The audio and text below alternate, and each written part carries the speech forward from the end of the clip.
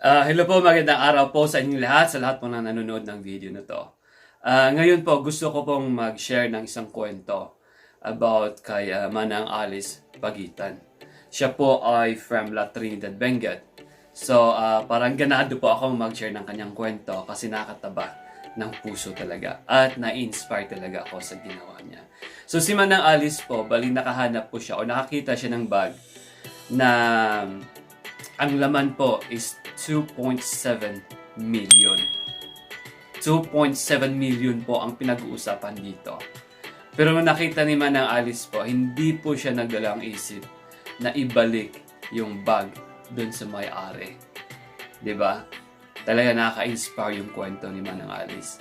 So, ako kasi tubong Benguet ako, kaya parang nakaka-proud. At sana po, maraming kabataan ang ma-inspire sa kanya.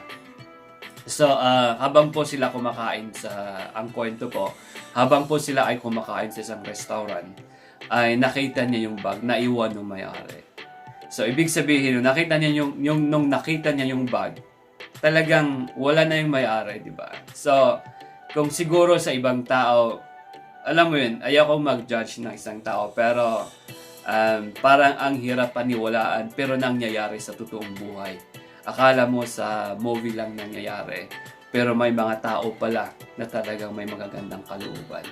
So ngayon, nakita niya yung bag. Nakita niya 2.7 million.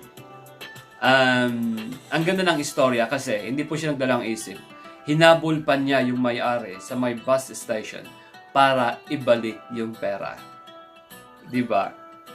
Parang akala ko panaginip pero hindi po.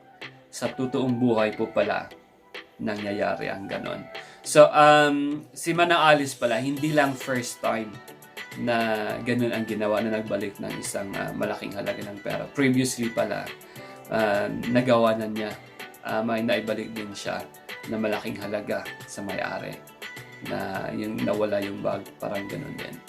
So, ang isa pa kasi, nung binalik niya yung bag, syempre bibigyan siya ng reward, di ba? Yung may-ari. Kasi malaking pera yun, 2.7 million, di ba?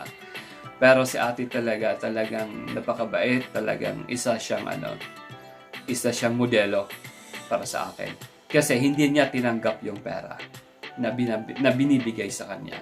Kasi naniniwala siya na bilang isang Kristiyano, ay marami pa siyang biyaya na matatanggap sa Panginoon sa ginawa niya na kabutihan. Di ba?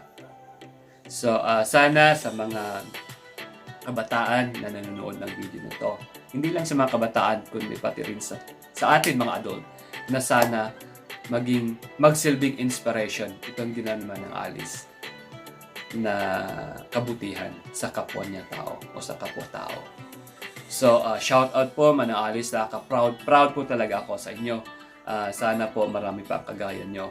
At again, bilang isang tiga Benguet, of course, proud na proud ako. Saludo ako sa iyo. At nakakataba talaga ng puso. So, yung kwento kasi na to, na nakita ko sa post ni Mr. Alipio.